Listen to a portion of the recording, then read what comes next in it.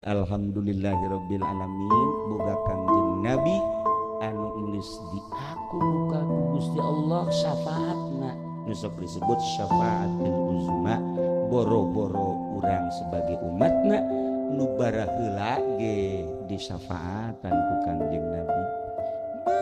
Kangjeng Nabi mah nu dibacakeun tadi wa ma arsalnaka illa rahmatan lil alamin, rahmatan lil alamin. Alam masih wallah, langit alam Kangjeng rahmatan lil langit, bumi masih wallah alam rahmatan lil bumi, manusia alam atau rahmatan lil manusia, kafir ge alam rahmatan lil kufar, hewan kufar rahmatan lil hewan, atuh tatangkalan ge atuh masih wallah rahmatan lil tatangkalan kabeh karahmatan ku Kangjeng Nabi Muhammad sallallahu alaihi wasallam.